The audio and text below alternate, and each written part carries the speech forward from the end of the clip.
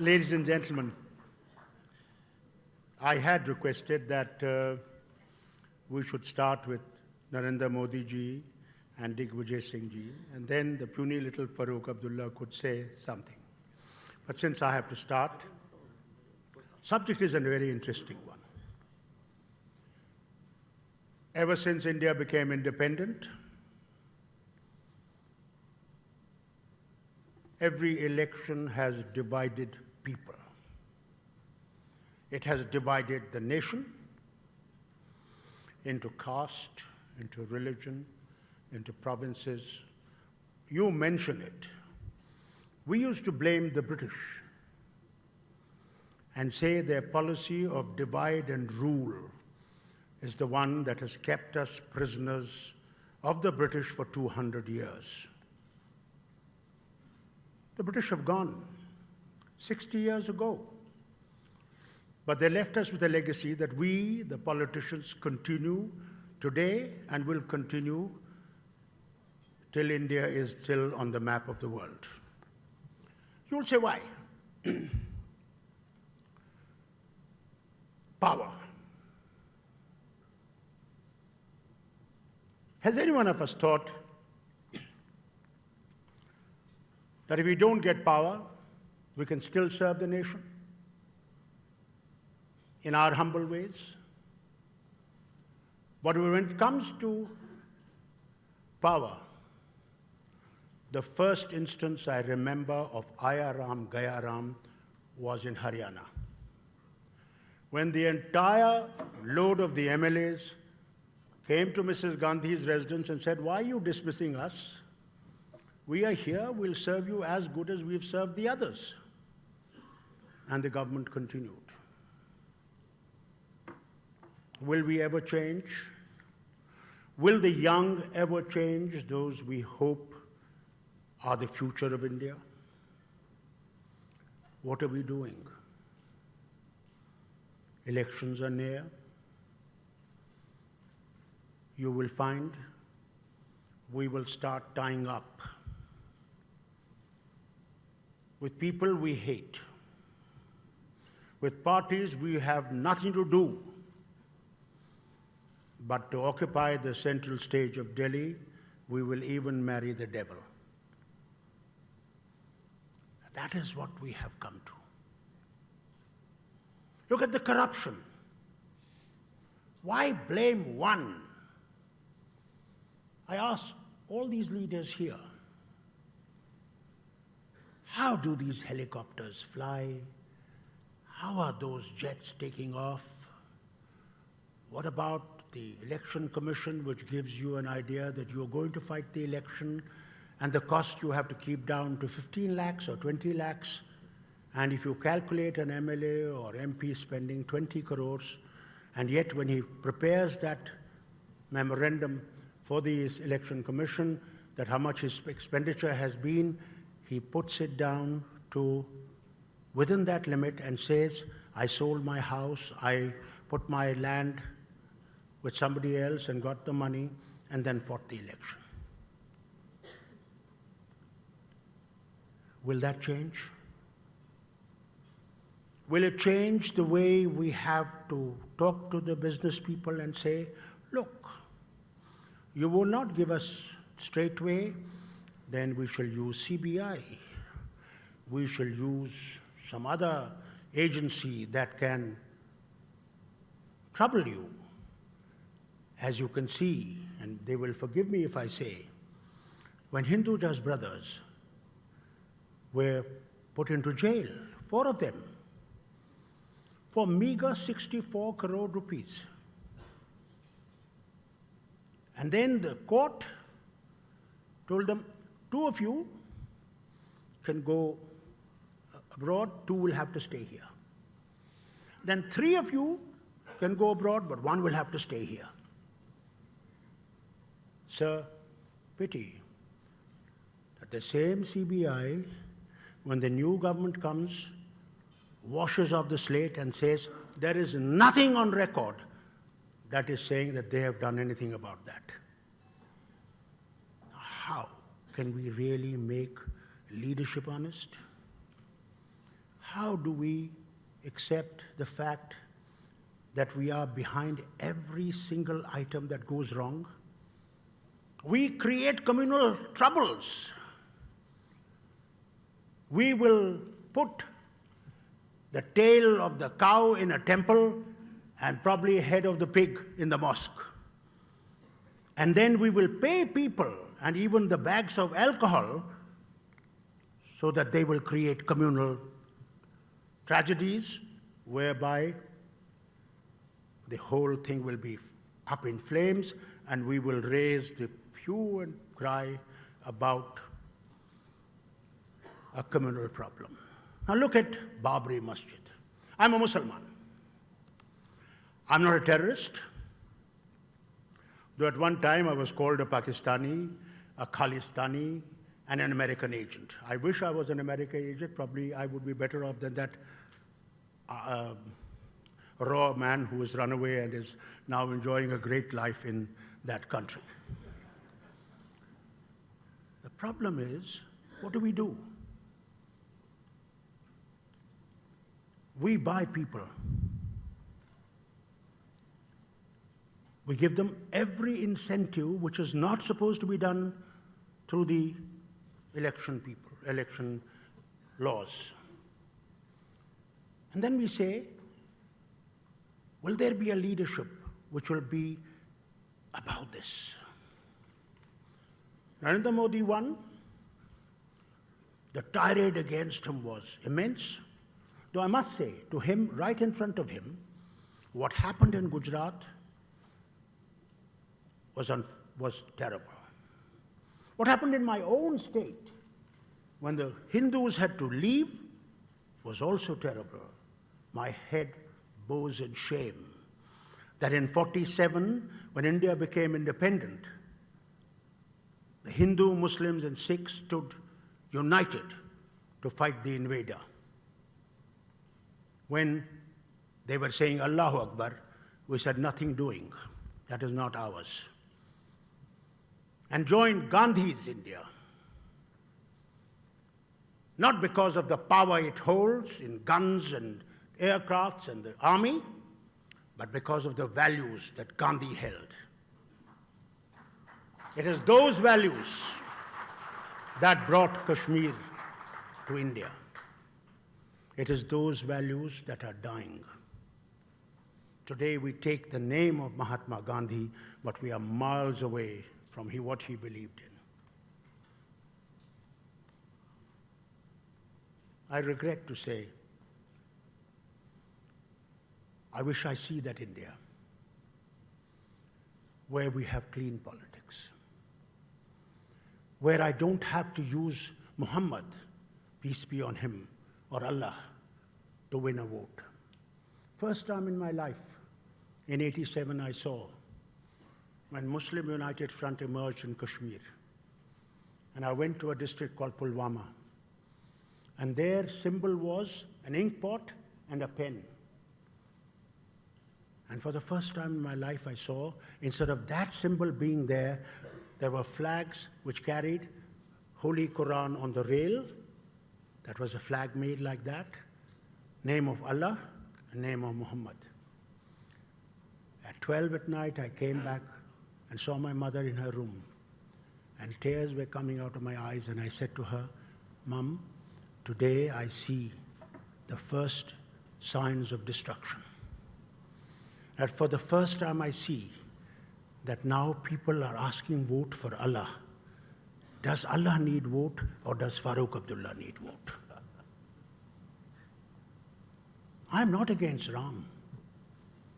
I keep on telling them that you say Ram is world's Ram, Vishwa ka Ram hai. वो हिंदू का राम नहीं है. और अगर वो विश्व का राम है, तो he is Ram for the Christians, for the Muslims, for the Jews, for every other human being that exists on the thing, if he is Vishwa ka Ram. If he is a Ram for only Hindu, then he is not my Ram.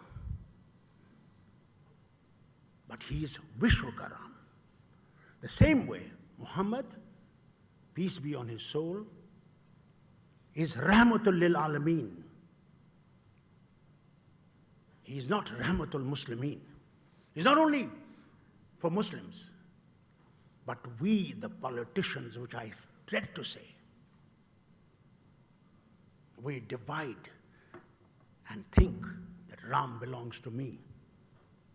And how many people die? Innocent people die. No politician you will see die. No politician's son you will see die. It'll be the ordinary person on the street whose house will burn, whose car will be broken, whose shop will be looted. And we say we are going to make a great India. I leave these two leaders. I have great respect for Digvijay.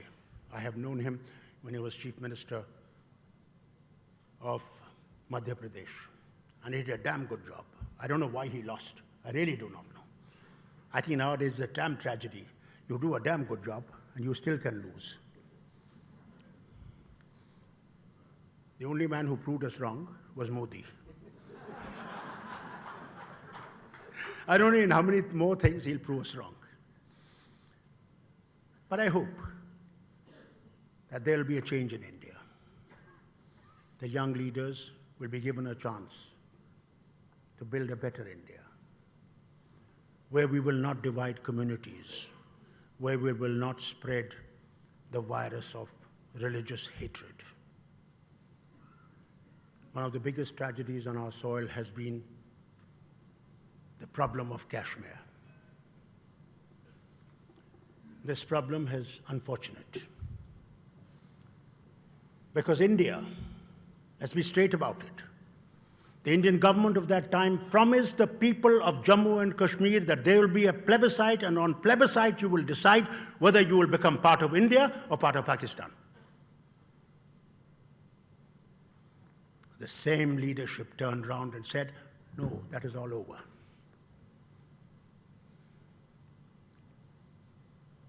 If we had to become part of Pakistan, we would have become in 47 and nobody could have changed us. But we chose India with our own hearts and our own minds. Over the years, mistrust. This I tell these two gentlemen. It is the mistrust that grew. I hope we can remove this mistrust. I hope we can understand each other's heart. And then we can build new bridges. And let us not forget, Pakistan is not going to disappear, and nor is their policy going to disappear. Somehow we'll have to find a way out. Maybe one day Modi Sahab is the Prime Minister of India. I don't know. I don't know. It can be possible. No one knows. Mayawati is also looking forward to being the Prime Minister. But that problem is going to be there. And I look forward and I pray that in my lifetime that this problem is solved peacefully between the two nations. If that can happen, I can assure you many of our mistrusts will disappear. We can progress faster. Because I must tell these leaders, why is terrorism still present? It is because it is kept alive by a number of factors that exist on the ground. Forgive my saying so. The politician, the bureaucrat, the security forces on this side and that side. The money bags which are given to various agencies, through various agencies to people, to keep things boiling, turning around. This can only end if between two nations there is an understanding. Otherwise, I'm sorry to tell you, we'll continue to bleed and the Muslims will continue to be targeted as told as terrorists. As Advani ji told you this morning, I went to America. I have never experienced such humiliation in my lifetime. just being Abdullah. I wanted to go and play golf at Las Vegas. I'm not a casino man, I do not know how to gamble. So my friends were sitting in the aircraft, and I have a diplomatic passport. I stood there and I said, "Why are you not putting me on the plane? Is there something wrong with my passport?" Those days, Saddam was still in charge of Iraq. I had a visa of Saddam Hussein's to visit Iraq. I had a visa on that passport. So when 1 hour passed and I couldn't go through, I said, "What is wrong?" So this girl got the other officer and he said, "Sir, this thing, that thing," after all these rigmarole, he said, "Sir, you have a visa for Iraq?" I said, "Yes, India has relationship with all countries, every country. So how does it bar me from here?" And then the rigmarole of going through those channels and taking out my shoes, I literally told them that next time I'll have a banana leaf in front and a banana leaf in the back so that there is nothing that I have to hide. I have never forgotten that humiliation, never. Just because I was Abdullah. And the foreign minister of Afghanistan used to be Abdullah. And I said, "I'm not Afghan. I'm not Abdullah Afghan. I'm Farooq Abdullah from India, friend of America." This world we have ruined. Every one of us is responsible for it. Do not blame only the politicians. We all have played our role in one way or the other to create these differences. I leave you with one last wish. Look at a person as he is, not by the name that he carries, not by the religion that he follows, because no religion in the world teaches hatred, teaches terrorism. It teaches love, it teaches brotherhood, it teaches compassion. If only we could understand our own religion, we can understand the other fellow's religion. I have never felt in election when I went, and in India there is a custom that when you go to somebody's house, in a Hindu house, they put a tika here. The Muslim organizations in my state, Jamaat, use those posters in the election campaign against me. And I told them that this is the nation we live where this is respect they show to you. They greet you with this. And when they greet you, this is their way of showing love and affection. Now you go to temple, does a Muslim become a Hindu? Or when you go to Dargah at Ajmer, a Hindu goes, does he become a Muslim? It is the love, that is what India is. That is the difference in India and the other nations. That we have assimilated each other. We've accommodated each other to the extent of understanding each other's religion and to understanding that the God, you may have so many names, you may have so many doors to him. In Islam also, you have so many names and so many doors to him. Let us hope that the leaders like them, I don't call myself a leader, that they will guide the destiny of this nation much higher without the bitternesses that we have seen in these past 60 years. God bless them, and God bless all of you.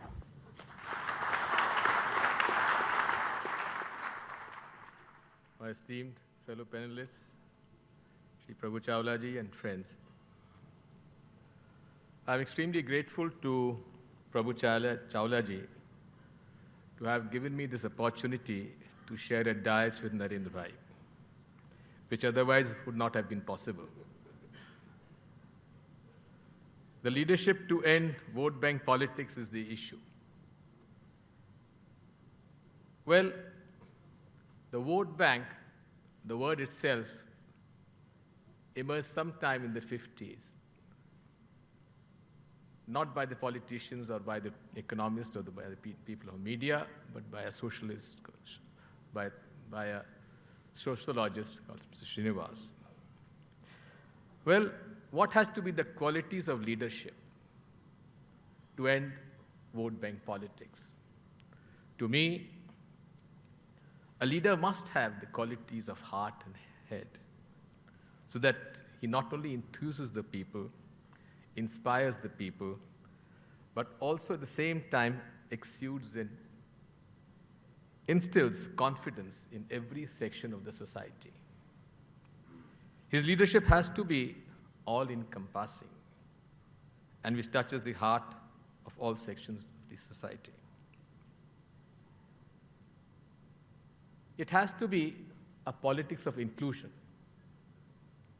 Inclusion of every section of the society, and not the politics of exclusion. I have never subscribed to the politics of vote bank, and particularly in a multi-religious, multi-ethnic, multicultural, multilingual country that we have, politics of vote bank has a certain shelf life, because every time one issue cannot be repeated over and over again.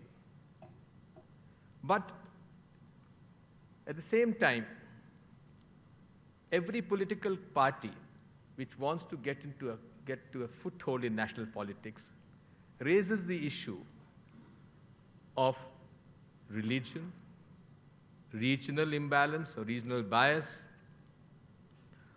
or caste. We have seen the foundation of the vote bank politics has come in from the people who have brought in the politics of exclusion on the issues, emotive issues of religion, emotive issues of regional bias, and emotive issues of caste. We saw a political party which had been reduced to, in the single digit, the issue of the emotive issue of Ram Temple. Number of other political parties raised the issue of regional bias, regional discrimination.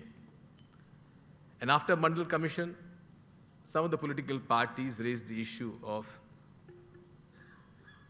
caste exclusion. Another political party went to the extent of raising the provocative slogans like Tilak Taraju or Talwar Inko Maro Jute Char.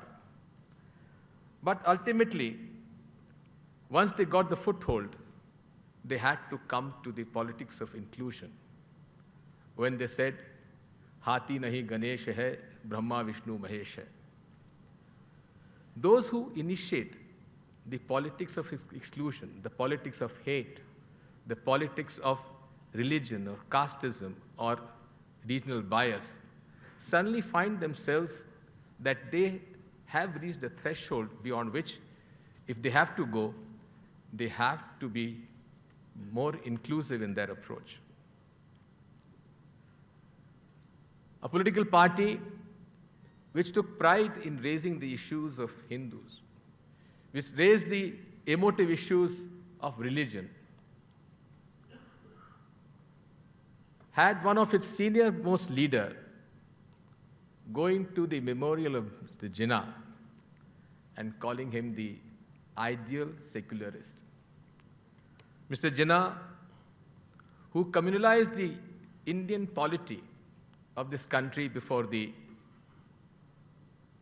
independence and before the partition of Pakistan and India, who at that time called India a land of the Hindus and the Congress party a party of the Hindus, Maulana Abdul Kalam Azad, as the poster boy of the Congress party, suddenly found himself, and in an excellent example of doublespeak that he found Mr. Muhammad Ali Jinnah as an epitome of secularism. He had to face flack in his own political party, but what I'm trying to say is that every political party which wants to get a foothold in Indian politics has been using this vote bank politics. Congress has often been charged of appeasement of Muslims, has often been charged of minoritism.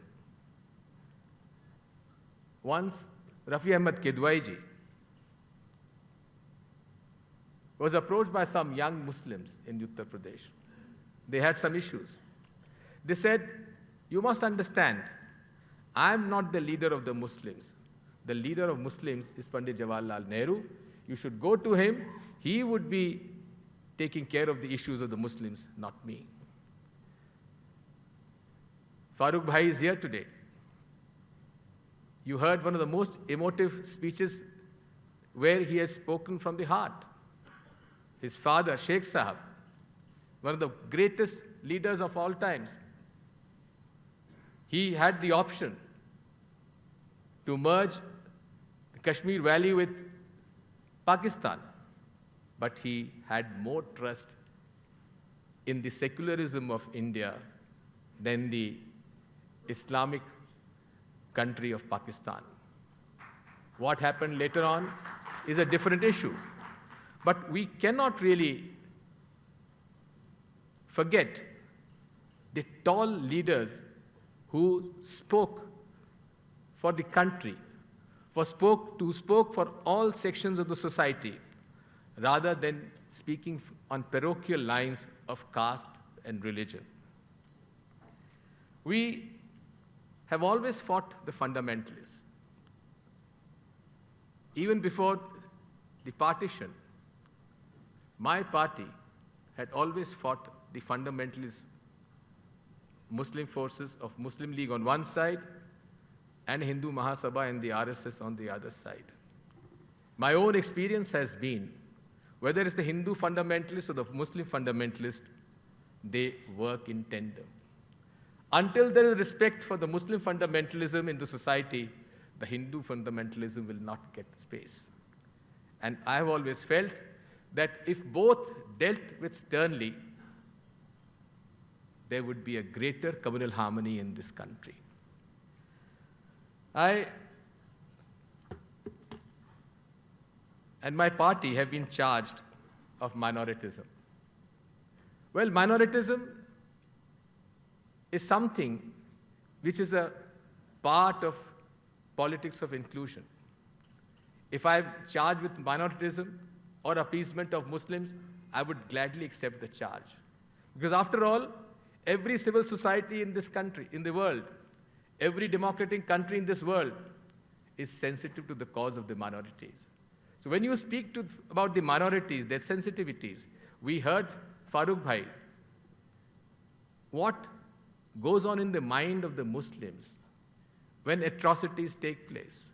What goes on in the mind of the Muslims when Pakistani propaganda has always been saying that the Muslims of India, beware, you will never find justice. And then we find ourselves in a situation where, in spite of the fact that there have been obvious statements, obvious confessions of people taking part in communal carnage, they have been saved. They have been protected by powers that be. How can you win back the confidence of these people? How can you win back the confidence of all those who have suffered the communal carnage, whether it's a Hindu or a Muslim? The point I'm trying to make is that we have to be very careful as to what we say, what we do to keep the country together. Well, we've also been charged sometimes on the issue of reservation, whether it's a scheduled caste, scheduled tribe, or OBC reservation. I accept meritocracy is to be respected.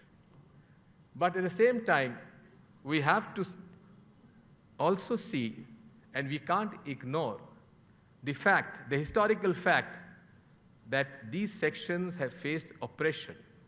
These sections have faced humility humiliation for thousands of years. To bring them to a level where there's a level playing field, it takes time.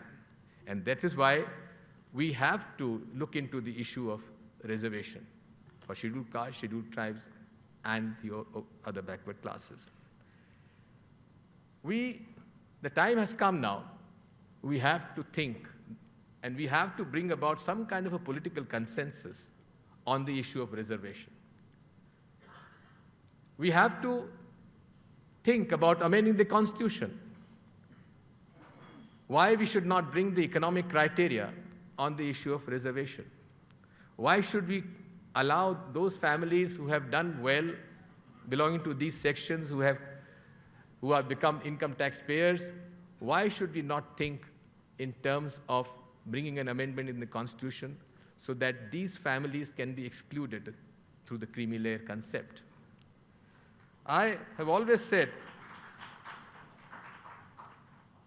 that we are at the threshold of becoming a superpower. The last few years have seen the emergence of economic power of India. We have greater challenges to face. We have a number of people who have done exceedingly well in the age of globalization. We were discussing just now that in the Forbes magazine list of billionaires, there are more Indians than probably Japanese and Chinese. So the time has now come to look into the issue, to look into the leadership issues,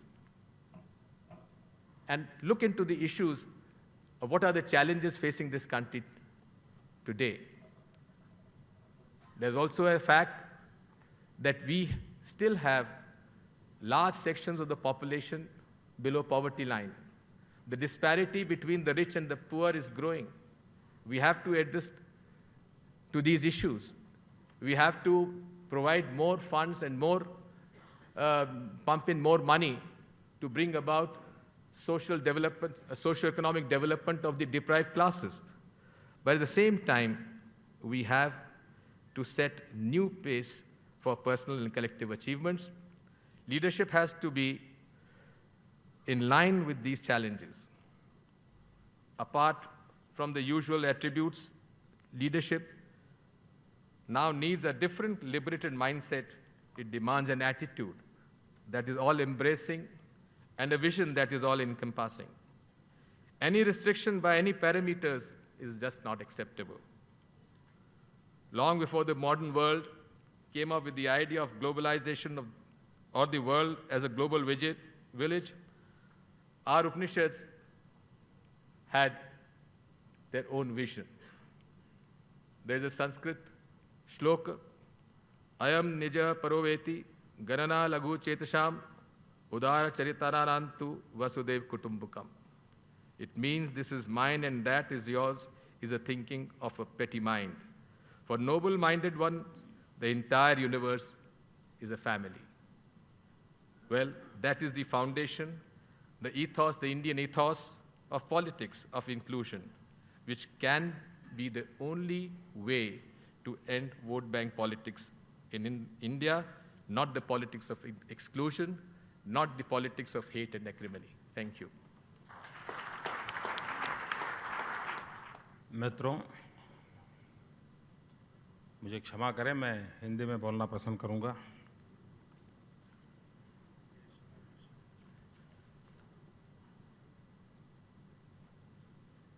इक्कीसवीं सदी के हिंदुस्तान का सपना और उस सपने को पूरा करना है तो देश को किस प्रकार का नेतृत्व चाहिए और किस प्रकार की राजनीति चाहिए।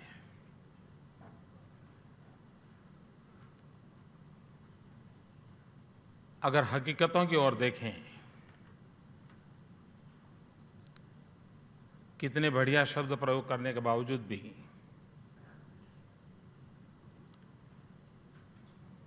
आज बहुतेक देश की राजनीतिक क्षेत्र के लोग युवा पीढ़ी को जवाब देने में समर्थ नहीं हैं। और आज नहीं तो कल देश के राजनेताओं ने देश की युवा पीढ़ी को जवाब देना पड़ेगा।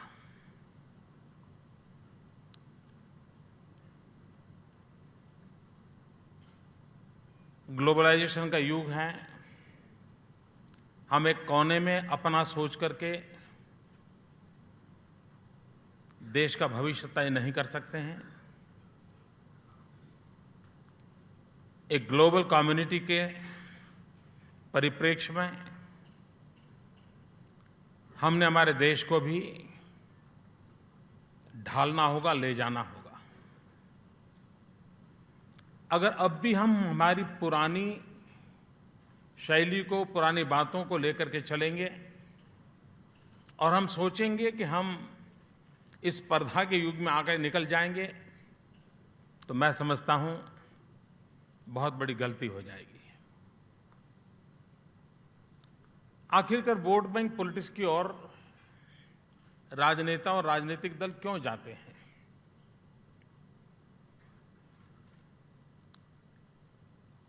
जब वो परफॉर्म नहीं कर पाते हैं, वे गुड डिलीवर नहीं कर पाते हैं,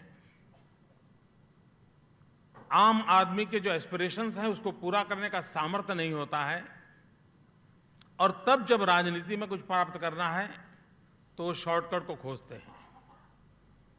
और शॉर्टकट के लिए, चुनाव प्राप्त करने के लिए, तत्कालीन लाभ के लिए किसी एक तबके को खुश कर दो, वोट ले लो, शासन पे बैठ जाओ। और उसी ने इस वोट बैंक पॉलिटिक्स को जगह दी है। एक समय था जब वोट बैंक पॉलिटिक्स कुछ इमोशनल इश्यूज के साथ जोड़ करके जाति का होगा, संप्रदाय का होगा, रीजनल इंबैलेंस का होगा, उसके आधार पर उसको खड़ा कर दिया जाता था। लेकिन कभी किसी ने यह भी देखा है? अब आप देखिए, हमारे यहां तमिलनाडु में जब तक कामराज जी थे नेतृत्व में, कभी अलगाववाद की बू नहीं आई। लेकिन जब वहां कांग्रेस पार्टी का प्रभाव कम हो गया और अदर देन कांग्रेस पार्टी उभरने लगी, तो दिल्ली ने लगातार 356 का उपयोग करते करते उनको हमेशा उनकी सरकारों को गिरा देना, तोड़ देना एक कार्यक्रम बना दिया। और नतीजा यह हुआ कि अलगाववाद की भावना को जन्म मिला। अकाली दल पंजाब में चुन करके आता था, कभी भी उनको 5 साल राज करने नहीं दिया। 356 का उपयोग करो, अपना जनता ने आपको नकार दिया है आपने। और उसमें से ये प्रादेशिकवाद की भावनाओं को बल मिल गया। उसके बाद का तबक्का यह आया कि देश में जातिवादी समीकरण के आधार पर पॉलिटिक्स चला। कोई माई थियरी लेके चला, कोई अजगर की थियरी लेके चला, कोई खाम पॉलिटिक्स को लेकर के चला। उसमें भी जब धीरे धीरे ये स्थिति बनी कि अब भी ये चल नहीं पा रहा है, आज वोट बैंक उतनी नीची अवस्था पर पहुंची है कि जिसमें सत्ता प्राप्ति के लिए वोट बैंक के साथ नेशनल इंटरेस्ट के इश्यूज को कॉम्प्रोमाइज किया जा रहा है, नेशनल सिक्योरिटी के मुद्दों को कॉम्प्रोमाइज किया जा रहा है।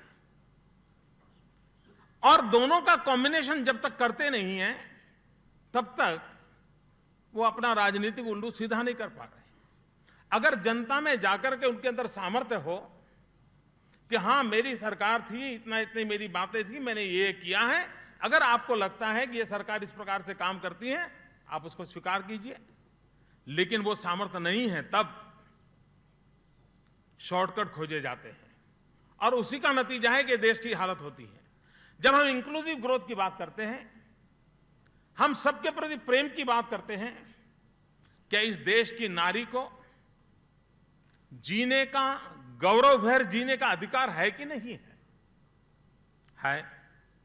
लेकिन जब शाहबानो का जजमेंट सुप्रीम कोर्ट देती है, जो महिला के सम्मान का सबसे बढ़िया जजमेंट है, किसी भी संप्रदाय की महिला क्यों ना हो, देश की नारी है, उसके सम्मान के लिए जजमेंट आता है, लेकिन इस देश के राजनेता वोट बैंक की पॉलिटिक्स के खातिर सुप्रीम कोर्ट के उस कानून को, उस निर्णय को पार्लियामेंट में अपनी ताकत के भरोसे उलट देते हैं।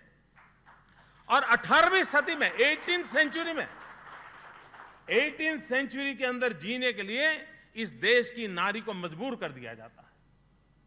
और फिर भी शब्दों का चयन, बहुत ऊंचाई वाले शब्दों का प्रयोग करते हुए इस प्रकार के पाप की परंपराएं चली जाती है। मित्रों, इस देश के होम मिनिस्टर, और जो मेरी पार्टी से ताल्लुकात नहीं रखते थे, श्रीमान इंद्रजीत गुप्ता, उन्होंने कहा था इस देश में 1 करोड़ से अधिक बांग्लादेशी हैं। आप कल्पना कर सकते हैं कि किसी विदेशी मूल के लोग इस देश के अंदर रहेंगे, यहां की इकोनॉमी पर कितना प्रभाव होगा, यहां के जनजीवन पर कितना प्रभाव होगा। और आसाम के अंदर IMDT एक्ट था, अब देखिए, और इस एक्ट की भी विशेषता देखिए। एक तो हमारे यहां फॉरेनर एक्ट 1965 है, 1946 है, और दूसरा IMDT एक्ट 1983। ये एक्ट ऐसा है, विशेष करके आसाम के लिए बना। अब देखिए आसाम की हालत क्या बने। IMDT एक्ट इसलिए बना कि अगर कोई शिकायत करता है कि फलाना भाई हिंदुस्तानी नहीं है, किसी विदेशी मूल का व्यक्ति है, तो ये कानून ऐसा है कि जो शिकायत करने वाला है उसको प्रूव करना पड़ेगा कि विदेशी है कि नहीं है। अब कल्पना करिए, इस कानून को निकालने के लिए कितने प्रयास हुए। लगातार हर पॉलिटिकल पार्टी ने इस विषय पे बोला, एक्सेप्ट कांग्रेस। सब पॉलिटिकल पार्टियां आसाम की कहती रही कि इस कानून को हटाइए, वरना आसाम का जीवन बर्बाद हो जाएगा। मित्रों, सुप्रीम कोर्ट ने भी इस IMDT कानून को अनकॉन्स्टिट्यूशनल करार दे दिया। उसके बाद भी वोट बैंक की राजनीति के खातिर बांग्लादेशियों ने पूरे आसाम पर कब्जा करके बैठे हैं।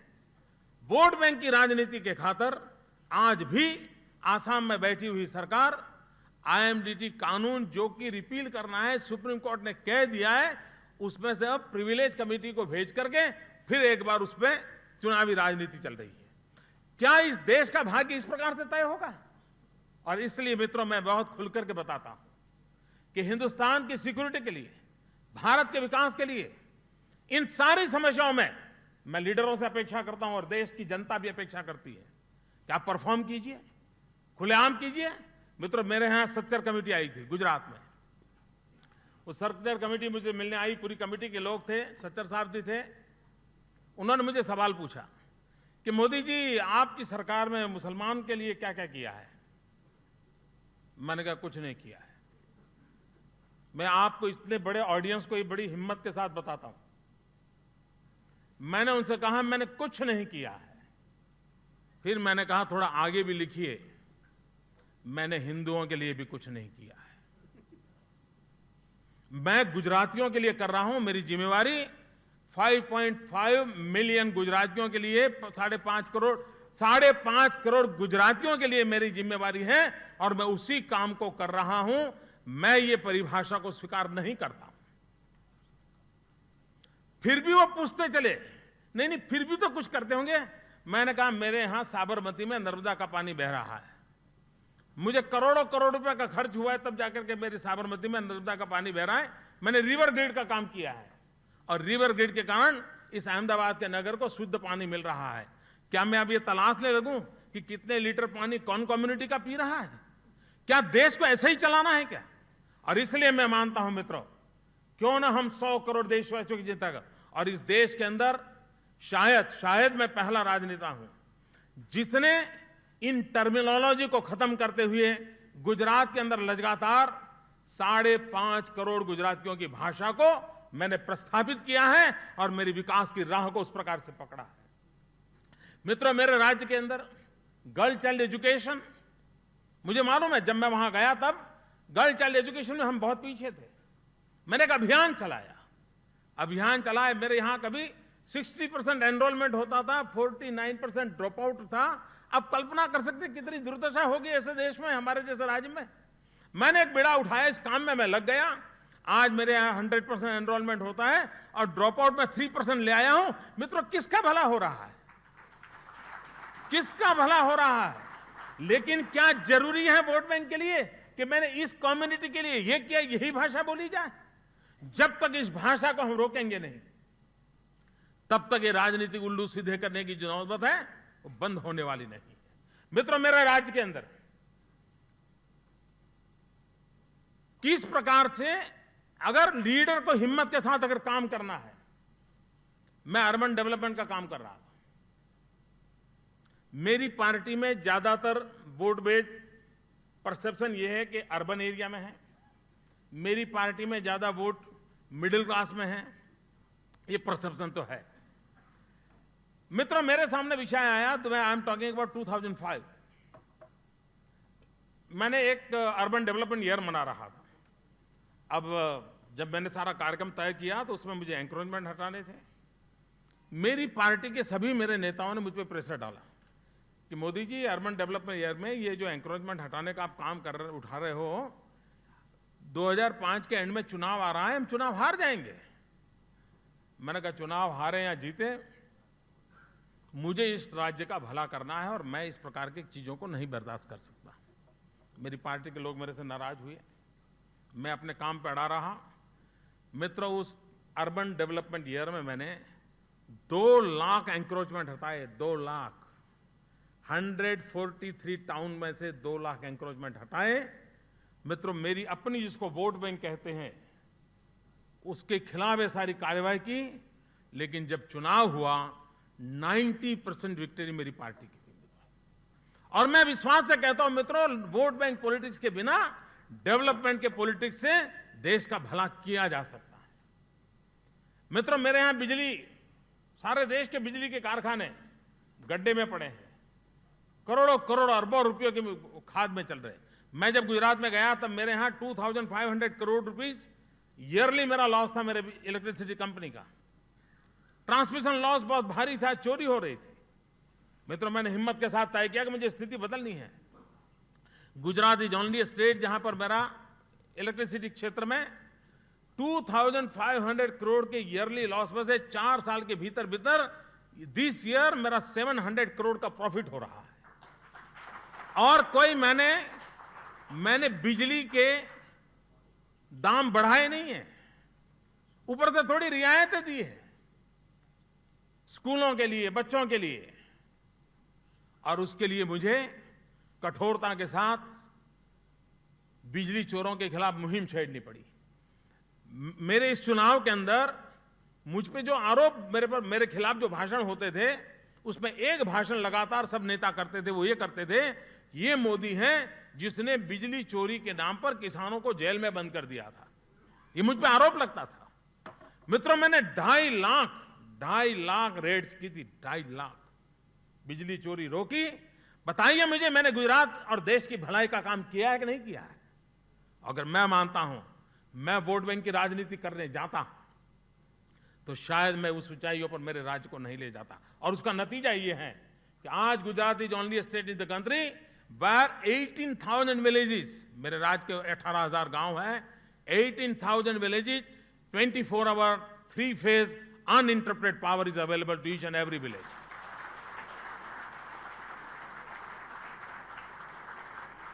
मित्रों, हिंदुस्तान के अंदर एग्रीकल्चर ग्रोथ 4% करने के लिए पिछले 20 साल से अनेक मीटिंगें हुई हैं। हर प्लानिंग कमीशन उस दिशा में बात कर रहा है, लेकिन 2%, 2.5%, 3% से हम अटक जाते हैं। 2%, 2.5%, 3% अटक जाने वाले से मित्रों गुजरात का एग्रीकल्चर ग्रोथ 12% हुआ। मित्रों, 12%। क्या वो किसान कौन है, किस मां के कोख से पैदा हुआ है, वो देखा जाता है क्या? और मैंने एक अप्रोच लिया, किसान को पानी चाहिए, और उस पर हम लग पड़े। और आज नतीजा हुआ कि 4 साल पहले जहां मेरे यहां 9,000 करोड़ रुपए का एग्रीकल्चर इनकम थी, आज 34,000 करोड़ रुपए एग्रीकल्चर इनकम है मित्रों। हिंदुस्तान के अंदर बीटी कॉटन ग्रो करने वाले प्रदेशों में किसान आत्महत्या कर रहा है, मेरे यहां बीटी कॉटन ग्रो करने वाला किसान विदेशों में मेरा कॉटन एक्सपोर्ट कर रहा है और देश कमा रहा है। मित्रों, अगर हम क्यों देश को इस प्रकार की लीडरशिप के लिए क्यों प्रेरित न किया जाए। और मुझे विश्वास है मित्रों, मैं गुजरात मेरा एक सीमित कार्यक्षेत्र है, इसलिए मैं गुजरात के उदाहरण देकर के बात कर रहा हूं, लेकिन मैं इस विश्वास से कहता हूं कि देश में सच्चे अर्थ में ईमानदारी के साथ, विद कमिटमेंट, विद कन्विक्शन, अगर देश की सेवा करनी है तो कोई वोट बैंक की राजनीति की जरूरत नहीं पड़ती, कोई शॉर्टकट की जरूरत नहीं होती है। मित्रों, खुले आम आंख में आंख मिला करके अपने आदर्शों पर अड़े रह करके अगर जनता की भलाई के लिए काम करें, देश के विकास के लिए काम करें, देश की शक्ल सूरत बदली जा सकती है। और मैं उसी विश्वास से लगा हूं। और मित्रों, ये जितने भाषण मेरे खिलाफ हमारे प्रभु चावला ने पूरी डिक्शनरी खोल दी, जितने शब्द जहां जहां प्रयोग किए होंगे सारी आज आपको लिस्ट सुना दी। लेकिन यही इंडिया टुडे देश भर में सर्वे कर रहा है और मेरा मुख्यमंत्री पद का काल टोटल 6 साल पूरे हो गए, 7वां वर्ष मेरा चल रहा है और 6 साल में हर बार, पहली बार जब मैं नया बना था शायद मेरा 7 या 8वां नंबर दिया था इंडिया टुडे सर्वे ने, लेकिन बाकी हमेशा या तो पहला या ज्यादा से ज्यादा बहुत दूर ले जा पाए तो 2 नंबर ले जा पाए। यानी आप जो गालियां बोल रहे हैं वो आपका इंडिया टुडे का रीडर भी मानने को तैयार नहीं है। ये हाल है आपका, ये हाल है आप लोगों का। आपका इंडिया टुडे का रीडर आपकी बात को मानने को तैयार नहीं है। ये स्थिति पैदा हुई है क्योंकि अगर सच्चाई और ईमानदारी के साथ जनता की सेवा में खप जाते हो तो सत्य कभी न कभी उभर करके आता है मित्रों। झूठे आरोप लंबे टिकते नहीं है, टिकते नहीं मित्रों।